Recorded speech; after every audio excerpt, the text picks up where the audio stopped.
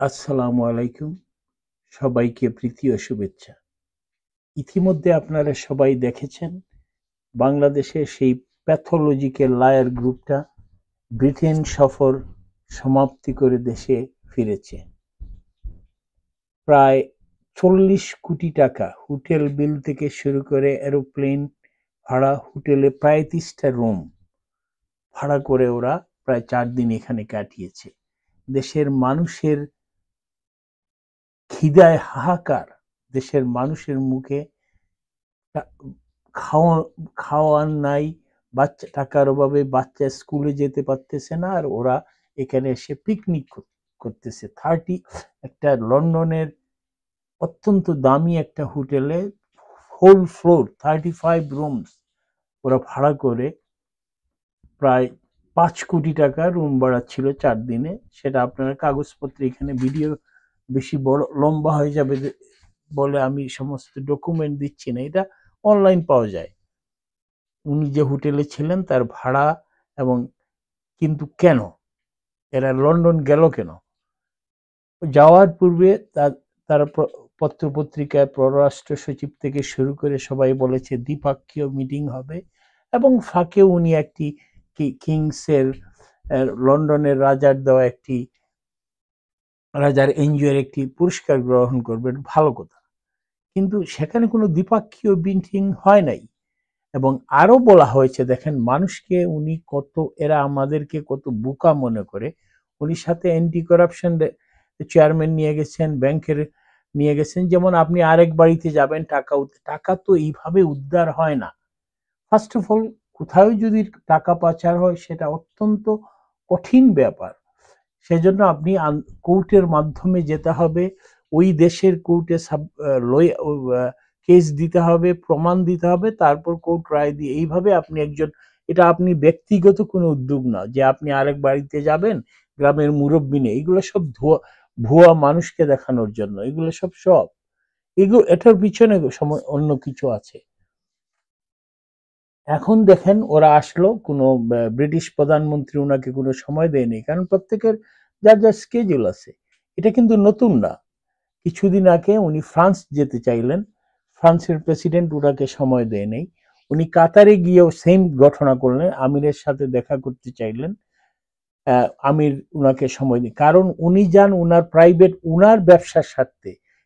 সেটাকে রাষ্ট্রীয়ভাবে, রাষ্ট্রীয় খরচ টরচ সমস্ত কিছু বাংলাদেশের উপর দেওয়ার জন্য উনি একটি প্রলেপ দিতে চান যে আমি দেখা করেছি রাষ্ট্রে। যাই হোক, এর চেয়ে আরো জিনিস, আমরা এই মিটিং এ আমাদের কি প্রাপ্তি, কেন উনি ওইখানে গেলেন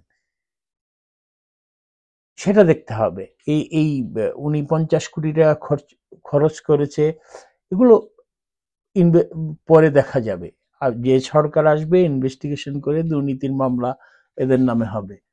তবে যে যে মেইন যে জিনিসটা হলো, সেটা বাংলাদেশের পোর্ট করিডোর সব বিভিন্ন জিনিসে উনি বিভিন্ন যেমন এয়ারপোর্ট মেনটেনেন্স ওনার এক আত্মীয়কে দেওয়ার জন্য, এই এই সব ব্যবসায়িক কারণে উনি ইংল্যান্ডে গিয়েছিলেন। এবং আমাদের জেনারেল ওয়াকার সাহেব যে বলেছিলেন ডিসেম্বরের মধ্যে নির্বাচন দিতে হবে, ওনারা আর্মি ব্রেকে চলে যাবে, সেটাকে যদি কোনোভাবে এক্সটেন্ড করে বিএনপিকে সাথে নিয়ে, বিএনপিকে মূলা ঝুলিয়ে কোনো কিছু করা যায় কিনা, এই জনাব তারেক রহমানের সাথে উনি বৈঠক করেছেন। এমনও হতে পারে ডিল হয়েছে, উনারা বিনা নির্বাচনে, উনি মনে করতেছেন যেমন বিনা ইলেকশনে তারেককে কোনো পদ দিয়ে প্রধানমন্ত্রী বানিয়ে উনি প্রেসিডেন্ট হয়ে যাবেন এবং বিনা নির্বাচনে আগামী ৫-৬ বছর রাজত্ব করতে পারবেন। সেটা হতে পারে, তার কিছু প্রমাণও আমাদের কাছে আছে। যেমন উনি চাথাম হাউস, ইংল্যান্ডের অত্যন্ত নামী একটা থিঙ্ক ট্যাঙ্কের, আমাদের দেশে সিপিডির মতো, সেখানে একটি আলোচনা সভার আয়োজন করেছেন। তাও আপনিও পারবেন, প্রায় $1,00,000 খরচ হয়। সেখানে উনি প্রশ্ন উত্তর পর্বে বলেছেন, বাঙালি উনাকে যখন বলা হয়েছে যে আপনি সংস্কার বলেন, বিচার বলেন, সেটা তো নির্বাচিত সরকারের হাতে দিয়ে দেওয়া যায়, যে ইলেকশন দিয়ে। উনি বলছেন না, বাঙালিরা টাকার বিনিময়ে ভোট দেয়। মানে কত বড় অপমান আমরা বাঙালিরা আজ পর্যন্ত যা ভোট দিই আমরা টাকার বিনিময়ে দেই। যেমন উনিও দেন, উনার বাপও দিছে, উনার দাদারও দিছে। যেমন কথাটা তো তাই। আমরা উনি বলেন নেই কিছু, উনি সমস্ত বাঙালি জাতিকে অপমান করেছেন। উনি কাউকে বিশ্বাস করেন না, কারণ উনি নিজে চোর, উনি নিজে বাটপার, উনি নিজে মিথ্যাবাদী, উনি প্যাথোলজিক্যাল লায়ার। এজন্য সমস্ত বাঙালি অবশ্যই টাকার বিনিময়ে কিছু গ্রাম অঞ্চলে গরিব দিনমজুর কিছু টাকা খেয়ে হয়তো ভোট দিতে পারে। পৃথিবীর সব দেশে আছে, খুদ আমেরিকাতে তাই হয়, ফ্রি বাস দেওয়া হয়, বিভিন্ন সুবিধা দেওয়া হয়, সব দেশে এটা হয়, কিন্তু পার্সেন্টেজটা কম। বাংলাদেশে হয়তো 2%, ভারতে হয় গণতন্ত্রের যে সূতিকাগার, ইংল্যান্ডে হয় বিভিন্ন টাইপের সুবিধা। একটা গ্রুপ সামান্য লো ইনকাম মানুষ সেটা করতে পারে, আপনি বিভিন্ন টাইপের ফ্যাসিলিটি দিতে পারেন, কিন্তু মেজরিটি মানুষ তাদের জ্ঞান বুদ্ধি তার মেধা দিয়ে এই ভোটটা দেয় কে ভালো হবে কে ভালো হবে না। বাংলাদেশের মানুষ কখনো ভুল ইলেকশনে ভুল করে নাই, 71-এ ভুল করে নাই, কোনো সালেই কোনো ভুল করে নাই। ভোট ঠিকই ঠিক মতো আপনি বাই ফোর্স আপনি চুরি করে ব্যালট বাক্স নিয়ে ভরে দিলেন, সেটা অন্য জিনিস। তাই উনি উনি কিন্তু দেখেন, উনি বাঙালিকে বিশ্বাস করেন না, উনি নিজেকেই বিশ্বাস করেন।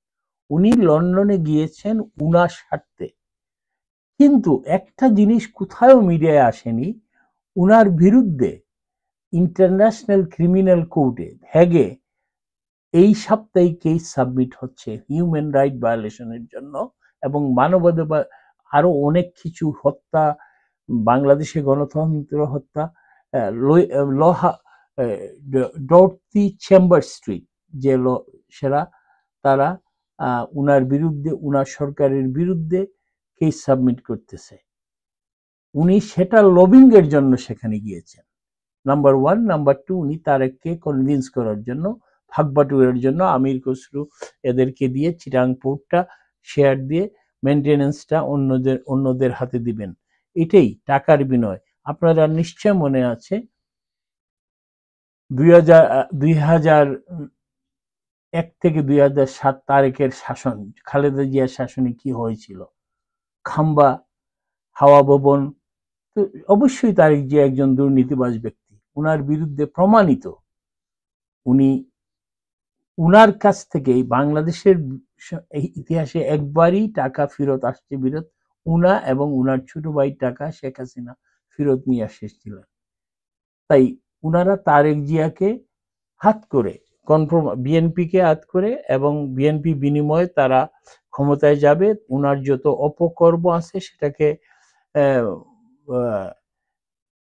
উনারা জায়েজ করে দেবে সংসদের মাধ্যমে, এইসব আলোচনার জন্য। সেটা দেশেও হইতো, কিন্তু যাতে নীরবে নিভৃতে সেটা লন্ডনে করা যায়, এইটাই কাম, এইটাই এই উদ্দেশ্যই ছিল উনার। তবে এখন দেখেন এই আরো দেখেন, এরা শুধু এইটাই না, এই জিনিসটা নিয়ে কথা বলেনি, এই অ্যাওয়ার্ডটা নিয়ে দেখেন, এই অ্যাওয়ার্ডে উনারা কতজন পেয়েছেন, লাইন ধরে দাঁড়িয়ে আছেন সবাই, স্কুল ছাত্রের মধ্যে সনদটা বুকের মধ্যে ধরে রাজা হেঁটে যাচ্ছেন, সবার সাথে হাত মিলাচ্ছেন, এবং অ্যাওয়ার্ডটাও রাজা নিজের হাতে দেন নাই উনার কাছে বা কারো কাছে, আপনারা দেখেছেন। কিন্তু যে এই প্যাথোলজিক্যাল লায়ার গ্রুপ বলতেছে উনার সাথে রাজার 30 মিনিটস একান্তে কথা হয়েছে, সংস্কার নিয়ে কথা হয়েছে। ব্রিটেনের রাজা, ব্রিটেনেরই পলিটিক্স নিয়ে উনি কথা বলেন না, উনার এটা সাংবিধানিক দায়িত্বের বাইরে, সেটা তার পার্লামেন্ট দেখবে। উনি দান দক্ষিণা ও মানুষের সেবা এইগুলো নিয়ে ব্যস্ত আছেন। তাই মিথ্যা বলার একটা সীমারেখা থাকে, কিন্তু যেহেতু এরা প্যাথোলজিক্যাল লায়ার, এদের কাছে কোনো সীমারেখা নাই, এরা প্রত্যেকটা জিনিস নিয়ে মিথ্যা বলে। লন্ডনে হাজার হাজার, লন্ডনের ইতিহাসে, ব্রিটেনের ইতিহাসে এত বড় বিক্ষোভ মিছিল কোনোদিনই হয় নাই। এইটাই প্রথম, 71 সালের পরে এত বাঙালি, 71 সালে তো এত বাঙালি ছিল না। তা অনেকে বলেছেন, যারা 71 সাল যাদের মনে আছে লন্ডনে, তারা বলেছেন সেখান থেকেও বেশি লোকজন, হাজার হাজার লোকজন রাস্তায়, পার্লামেন্টের সামনে, হোটেলের সামনে, পার্কে এই ইউনূসের জঘন্য কার্যকলাপের বিরুদ্ধে রাস্তায় প্রতিবাদ জানাতে, এমনকি লন্ডনের রাস্তায় মিছিল হয়েছে, সেগুলোকে ওরা অস্বীকার করে বলে 20 জন মানুষ খুঁজে পাওয়া যায় নাই। এই হলো এদের মিথ্যার স্বরূপ। তাই এইগুলো বলে তো আর আপনি রেহাই পাবেন না। কালের, আপনারা যারা আছেন, আমি কপিরাইটের জন্য দিতে পারছি না, কালের কণ্ঠে, জনতার কণ্ঠ নামে একটা অনুষ্ঠান হয়, সেখানে সাধারণ মানুষের বক্তব্য শুনবেন।